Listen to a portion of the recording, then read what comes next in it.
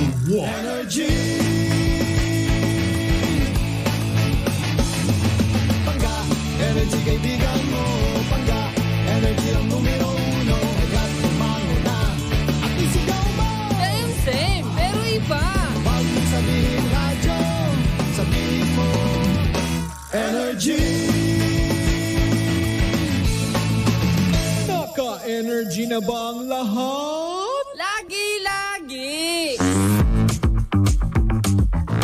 Pinakamakulit na girlfriend mo sa balat ng radyo. Isa magandang morning sa inyong lahat. Ako pa rin po nag-iisang girlfriend mo sa radio. My name is Lindsay.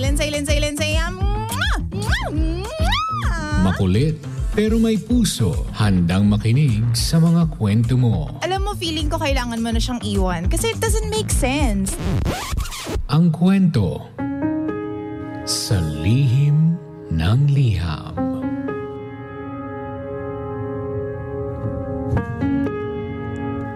Mahal kong Lindsay. Good morning po to everyone, lalong-lalo na po sa mga bahay na nakikinig po sa lihim ng liham. Naging ugali na po namin ang magbukas ng radyo tuwing umaga. Kaya po naengganyo ako na sumulat dito sa programa mo, DJ Lindsay. Pangga ako po ay nakatira sa Malabon kasama ang asawa ko. At minsan, pumapasyal kami sa pamilya dyan po sa Mandaluyong. Minsan nag-outing kami sa Pangasinan. At pag-uwi namin, nagpaalam na po kami sa bawat isa. Nagulat ako dahil nung nagpaalam na yung asawa ko sa kinakasamang kapatid ko o sa kinakasama ng kapatid ko, ay para bang nagno-nose to nose sila.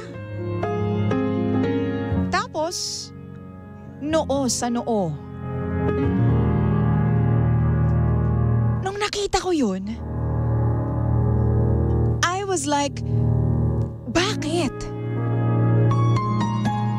Bakit iba na agad yung naramdaman ko dito? Pag-uwi namin ng Malabon, halos hindi ako makatulog. Pagdating ng umaga, chinat ko yung kinakasama ng kapatid ko. Tinanong ko siya ng diretsyo.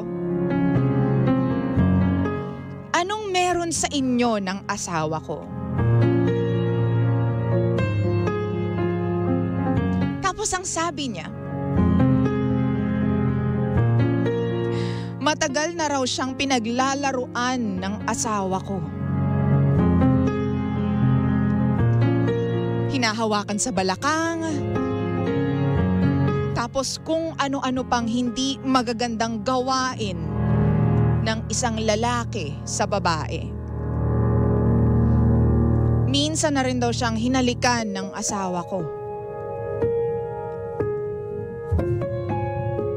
Nag-init ang ulo ko dito.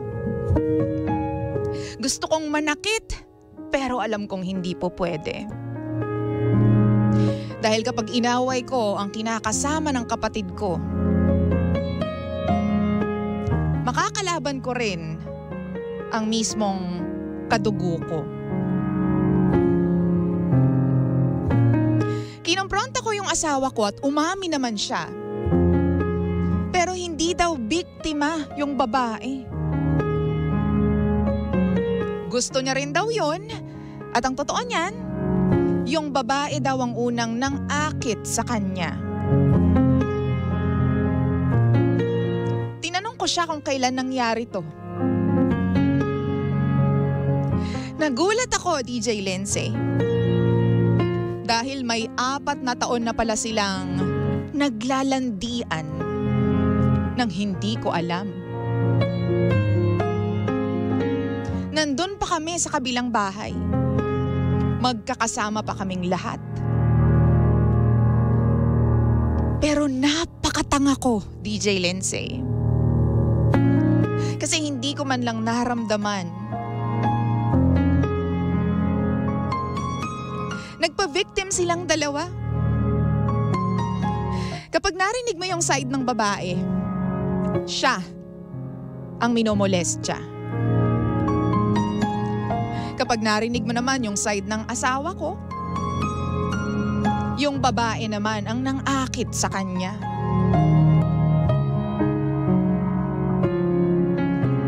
Kasabay po ng galit, sobrang nasaktan po ako.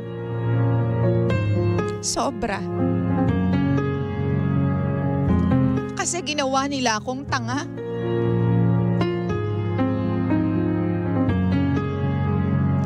May time pa na naginuman sila. Hindi ako makatulog nun.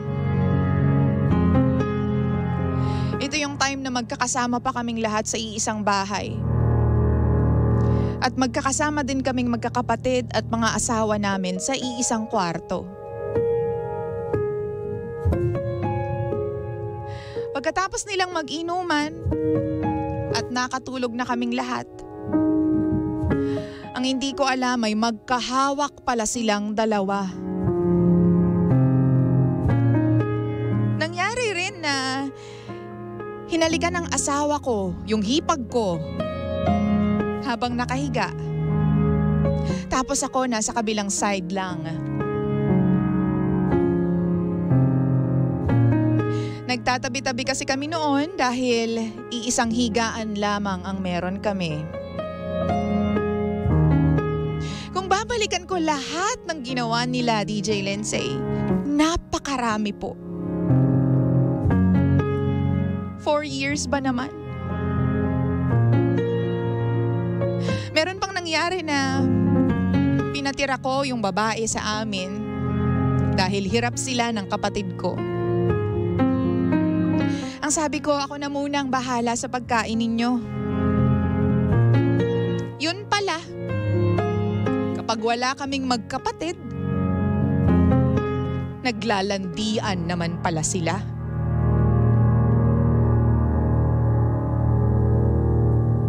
Fast forward, DJ Lindsay, nagawa kong patawarin ang asawa ko. Pero hindi pa rin matanggal-tanggal yung sakit na nararamdaman ko.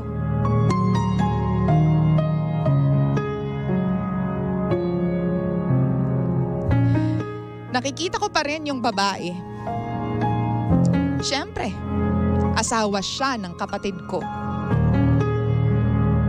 Kaya magkikita at magkikita kami kahit ayoko. DJ Lindsay, kailangan ko po sana ng advice. Kasi minsan po, namimiss ko ang kapatid ko. Namimiss ko po yung mga pamangkin ko sa kanila. Pero kapag nagkikita-kita po kami, wala po akong peace of mind. Feeling ko anytime, uulitin nila yung ginawa nila noon. At feeling ko, kapag binigyan ko pa sila ng isa pang chance, they will do it again.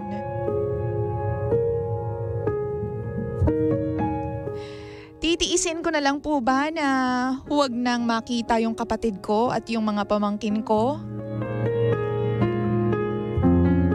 Kasi nakakatakot po na maulit yung dati eh. O baka kailangan ko na pong magtiwala sa asawa ko na hindi niya na ulit uulitin yun. Na hindi niya na ako lolokohin. Hindi ko kasi maibigay yung 100% na tiwala ko. Kasi minsan binibiro pa rin ako ng asawa ko. Tungkol dun sa mga ginawa niya before. Yung mga pangloloko niya, pambababae niya, ginagawa niyang joke. Sa sobrang asar ko po, Sinabihan ko siya. Sabi ko, ibang klase ka nga eh. Loyal na loyal ka. Loyal na loyal ka sa kabit mo. Minsan naguguluhan po ako. Pasensya na po. Alam ko naman na kailangan ko pong patawarin ang asawa ko dahil meron po kaming anak.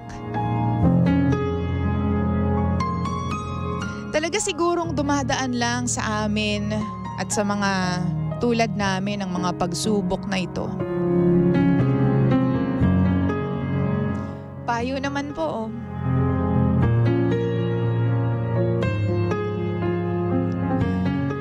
Ako po si Sandra. At ito ang lihim ng aking liham.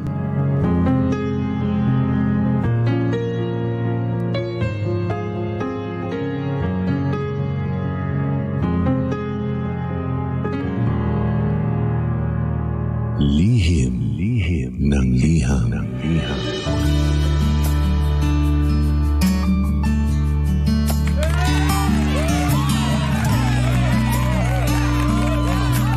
Loyal naman pala. Loyal sa kabechiwara. Nakakaloka. Oras natin sa Bangkaploan, 14 minutes. Makaraan po ang alas 9 ng umaga. 9:14 on the clock. Mahal ko, Pangga ko, baby ko. Welcome to the show. Welcome to Lihim ng Liham. Ang programang wala kang matututunan, dear. Pero meron kang mararamdaman. Kwento ni Sandra, mga mahal ko, Pangga ko, baby ko, sent over facebook.com/Lindsay1067, LINDSAY1067. Ano nga ba ang gagawin mo kung ikaw yung nasa sitwasyon ng ating letter sender na si Sandra? Alam mo, minsan yan yung nagiging problema kapag magkakasama talaga kayo sa isang bahay eh. I'm sorry ha, again, I may be wrong, pero ever since, hindi din talaga ako boto doon sa idea na kapag meron ng asawa yung mga magkakapatid, isama-sama pa rin kayo sa iisang bahay, no? Pero kung talagang carry ninyo, why not? Pero ako pareho kami ng nanay ko doon sa idea na yan eh. Oo, dapat kapag meron ng mga asawa yung magkakapatid, hiwa-hiwalay na kayo, di ba? Para una, 'di ba, hindi kayo dumedepende sa isa't isa, hindi madedrain yung pinaka nagpo-provide para matuto kayong tumayo sa sarili ninyong mga paa. 'Di ba? And number 2, dahil nga minsan magkakaibang tao yung kasama natin, 'di ba? So hindi naman natin masabi kung kailan kakatok si Tukso, 'di ba? Kahit pa sabihin mong, Tukso, layuan mo ako. Paano kung nasa kabilang kwarto lang si Tukso? 'Di ba? Ano kung hindi mo alam, may butas na pala doon sa kabilang kwarto, di ba? Nakakaloka. So para sa akin lang naman yon. Pero kung nagwo-work naman yon, then definitely gawin nyo yan kahit kailan nyo pa gusto, kahit gaano katagal nyo pang gusto, no? Pero for me lang naman yon. Kasi ganyan na nga din yung nangyari sa letter sender natin, di ba? Alam mo, siguro kung hindi sila magkakasama sa isang bahay, siguro medyo nabawasan, di ba? Yung powers ng tukso. Di ba? Kasi kung hindi sila regularly nagkikita-kita, imaginein mo kung isa lang yung bathroom bathroom, palikuran, 'di ba, sa bahay, tapos ilan kayong magkakapatid, di syempre ilan din yung mga asawa ninyo, 'di ba? Tapos may mga tao na kapag lumalabas ng banyo, nakabalot lang ng towel, 'di ba? Hindi man lang nagba-bathroom, hindi nagbibihis, ganyan. Oo, nakabalot lang nakatapis lang si ate, nakakaloka. Tapos biglang dadaan yung kapatid mong lalaki, tapos dadaan ulit si ganto, yung asawa ng kapatid mong lalaki din. O di nakita na ng ibang mga lalaki, 'di ba? So, hindi man sila magpinta ng picture sa isip nila ng mga bagay na hindi natin gustong, mga bastos na bagay, 'di ba? Hindi nila maiwasan, 'di ba? Hindi mo maiwasan yung mga ganyang bagay na kahit hindi naman sila, alam mo yung judger, deep inside them, nakatawel lang si ate, ganyan. Ay, may pinipig si ate. Yung mga ganun ba? Hindi maiiwasan yan eh. Wow! Mga lalaki. Ganon din naman pag mga babae, di ba? Pag bagong ligo yung lalaki, di ba? Basang-basa ang buhok, tapos tumutulo-tulo pa yung tubig-tubig dyan sa katawan niya. Di ba mga lalaki kapag tapos naman maligo, yung iba hindi rin naman nagbibihis agad. Di ba? Nakatapi lang yung kanilang towel sa ilalim. Di ba? Dyan lang sa may bewang lang. So, ang tendency pag nakasalubong yan ng kapatid mong babae, tapos ng mga pamangkin mong babae din, o doon nagkakaroon ng problema. Di ba? Ay, ang bango naman ni Kuya. Ang bango naman ni Kuya. Ganyan, di ba? Ibig ko sabihin, kahit hindi mo sinasadya, di ba? Hindi mo sinasadyang makakasalubong siya, makakasalubong at makakasalubong mo dahil nasa iisang bahay lamang kayo. Oo. Kaya, dyan ako nanggagaling doon sa idea na dapat kapag may mga asawa na kayo, may pamilya na kayo, maghiwa-hiwalay na kayo. Kung kaya din lang naman. Kung hindi kaya, di ba, paghirapan, kaya ninyo na humiwalay kayo. Tsaka kapag mga ganyan magkakasama, di ba, oo, dyan nagsisimula din yung mga alit-alitan, oo. May kilala ako, ininom lang yung soft drink sa ref, nagkagalit na sila Alam mo yun? Yung mga ganung bagay. Ang lakas-lakas uminom ng soft drinks nitong si ako bumili nun, sila umubos. Di ba? Ganyan. So yung mga maliliit na bagay ba? O di kaya naman yung mga anak nyo nagtatakbuhan. Tapos meron dyan ayaw ng mga maiingay. Ganyan. So iba-iba talaga yung tao. Oo, kaya dapat pag meron na kayong asawa, meron na kayong mga partners, hiwalay na kayong magkakapatid. Again, kung kaya lang naman. At saka kung naniniwala kayo doon sa idea na yon. Okay? What? Naka-energy na ang lahat? Okay Ito, basa tayo ng comments mula po sa ating Facebook account, facebook.com/energyfm1067. Sabi ni Rosie, pakitalasan po ang pakiramdam, Sandra. Baka hanggang ngayon, tuloy pa rin po ang mekas-mekas nila. My goodness, pinag-overthink pa siyang malala. Sabi naman ni Abraham, nagmahal na, nasaktan, tapos iniwan. Pinagbigyan naman, di naman iniwan pa. Sabi naman ni Kim, if ever na mapatawad mo na siya, please, guard your heart na. Yun ang pinakamahirap Yung tipong, alam mo yun, kailangan mo pang itaas yung walls mo, kailangan mo pang gwardyahan yung puso mo, yung tao naman nakasama mo, asawa mo. Diba? Yun yung pinakamasakit sa lahat. Yung taong dapat pinaka-home mo, pinakatahanan ng puso mo, yung same tao din na rason kung bakit kailangan mong gwardyahan, kandaduhan, taasan yung walls ng puso mo. Wow! Napakasakit nun, be. Sabi naman ni Arch, regardless kung sino po ang nag-initiate na naging ugnayan nila, pareho nilang ginusto yon. If you really care for your brother, dapat magsabi ka ng totoo sa kapatid mo. And if you can't get over your husband's adulterous ways, mabuti pa kumalas ka na sa kanya. Alam mo, tama. Oo, sige, mamaya natin pag-usapan yan. Sabi naman ni Cheche, ang hirap kapag nasira ang tiwala, ang hirap na maibalik sa dati. Truly ka dyan, friendship. Sabi naman ni Jeff Oliveros, grabe, si DJ Sex Bomb Lindsay. Diba? Pang Viva Max ang storyline. Hoy, hindi! Oo. Sabi naman po ni Remaline Regato, pa-shoutout naman po DJ Lindsay watching from Bulacan. Bulacan, hello! Mahirap talaga kapag nasira na ang trust. Pwedeng may makabuntis. Charing. Charing lang. Ikaw naman. So yun nga, sabi ni Arch kanina, kung hindi mo kayang makaget over dun sa mga ginawa ng asawa mo, then mas maganda na kumalas ka na. Alam mo, 50-50 ako dyan. Pero siguro sa ngayon, narinig tong story na to. Diba parang 70-30 na. Parang commission lang, 70-30. 70% go for gold, 30% wag, let's save the relationship, the marriage, the family. Kasi alam mo, hindi mo rin sisisi, di ba, na kapag hindi ka na happy sa isang relasyon, no matter how much you try to fix something, hindi talaga siya maaayos Only time and effort will heal, yung wounds at saka yung mga nagawang kasalanan. Bakit time? Kasi over time, nag-fade naman talagang sama ng loob ang galit. Lahat ng bagay nag-fade over time. Even yung pagmamahal, nag-fade yan over time. Kapag hindi mo, laging dinidiligan. Why? Ibig ko sabihin, hindi mo ini-effortan. Kayo naman, napaka-green.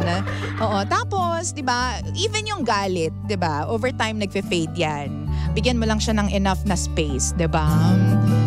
Siyempre effort, kapag kahit pagano kagalit ang isang tao, pag hindi ka naman nagpapatalo sa kanya at kahit galit ka pa sa akin, gagawin ko to, hindi kita iiwan.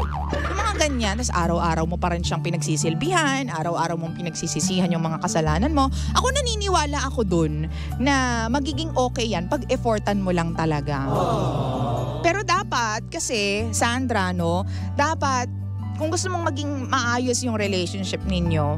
Kasi understandable na at first talagang hindi mo makakalimutan yung mga nangyari dahil fresh na fresh pa lang. At saka, who would ever think na magagawa nila yon, di ba? At 4 na taon na. O, di ba? 4 na taon ka nilang nililinlang. Di ba? So, if I were you, kung gusto mo talagang ayusin, first is, 'di ba, i-accept mo sa sarili mo na merong maling nangyari, 'di ba? Na hindi santo yung asawa mo, lalong-lalong hindi siya malinis. Hoy. I-accept mo na may ganun kayong problema. Number 2, tanungin mo yung sarili mo, gusto ko bang maayos to? Gusto ko ba bang makasama yung asawa ko for the next 5 years or 10 years, 'di ba? O baka naman gusto ko na lang mapag-isa, 'di ba? Gusto ko ng greener pasture, ganyan. Tapos, should you decide na maging okay ka at gusto ko pa rin yung asawa ko, gusto ko pa rin siyang makasama, gusto ko pa rin siyang makasama hanggang sa pagtanda, then kailangan mong tulungan din yung relasyon ninyong dalawa. Kasi alam mo, for a relationship to work, dapat dalawa kayo di ba? Kung nagkamali yung isa, di ba? Hindi yan puro siya lang. Dapat ikaw open ka din, natanggapin yung mga, alam mo yun, yung mga efforts niya sa'yo. Hindi pwedeng effort siya ng effort tapos ikaw naman kandado lahat ng ng buong pagkatao mo. At then naiisip mo lang yung mga kasalanan na nagawa niya, di ba? Siguro for the first 5-6 months, ganyan, maiisip mo lahat.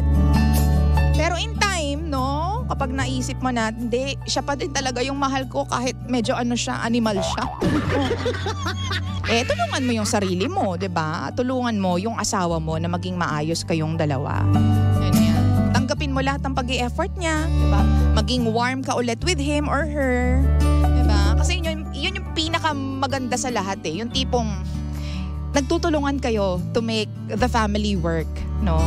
Kasi number 2, no, hindi rin naman yan para sa asawa mo lang. It's for your own sake, for your own peace, ganyan, 'di ba?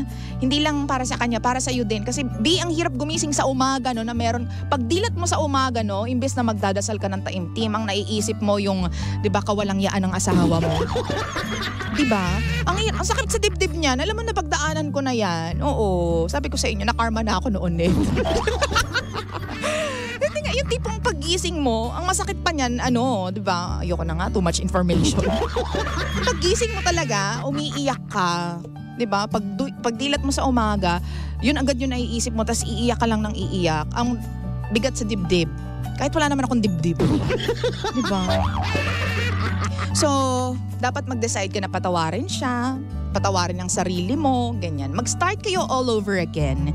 Ngayon, kung hindi mo na siya kayang makasama, tulad nga ng sinabi ni Arch, sige na, go na kayo on your separate ways. Wow! Oo, yung mga anak ninyo, tatanda din yan, maiintindihan din nila ang nangyari. 'Di ba? Ang dali naman ipaintindi na, niloko ako ng tatay ninyo. Oo. Tapos, ang usapan. Joke lang, oo. Explain mo sa kanila. Oo. Diba? Yun ay kung ayaw mo nang makasama yung asawa mo. Tsaka kung paulit-ulit ka nang niloko pala ng asawa mo, I mean, with multiple women, naku, di siya. Dapat umalis ka na dyan eh. O, diba? Dapat last call na yun, last card na yung hipag mo pa, yung ginanyan. Yung hipag mo din naman, di na nahiya sa inyong magkapatid. Bakit ba may mga ganyang tao? Kapag nakikitira ka lang at sampid ka dun sa bahay, no, ang pangit ng word na sampid. Pero kung hindi ka part ng family, baka naman gusto mo na lang, no, magpaka-magandang ugali na tao, di ba? Magpakabuti ka na lang. Di ba? Huwag mong tinitikman yung ulam ng iba. Sabi ko sa'yo, oo. Magkaroon naman kayo ng hiya sa pamilya, sa mga magulang ng magkapatid. Doon mismo sa magkapatid. O magkaroon na lang kayo ng hiya bilang mga tao, di ba? Oo. Wag ganon, be. Oo.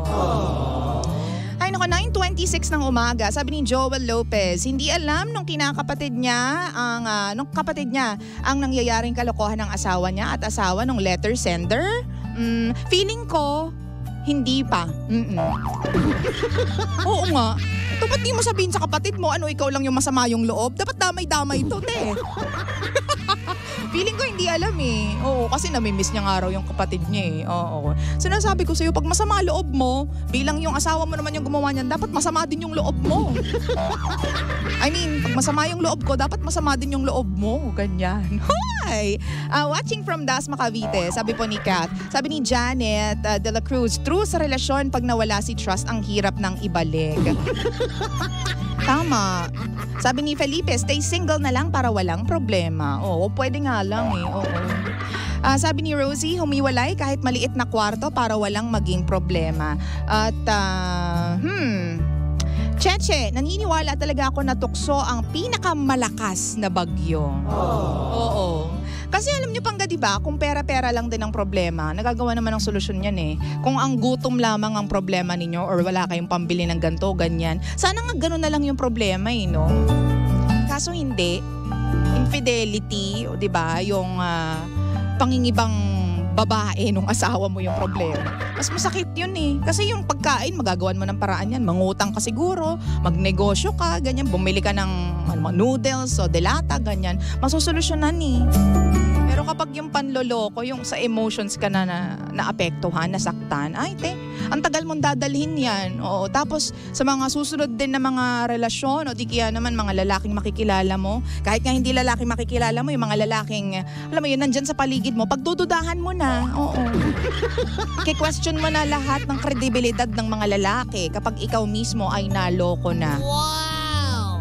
Once again, 9:28, thank you so much po dito kay Sandra for sending in your story. And of course, sa lahat po ng mga panggana nakikinig sa atin, you guys are, free to send in your stories as well. Punta ka lang sa facebook.com/Lindsay1067, okay? LINDSAY 1067. Tawanan mo na lang yung problema, kapag niloko ka ng asawa mo. Kung kaya mong tawanan mo na lang.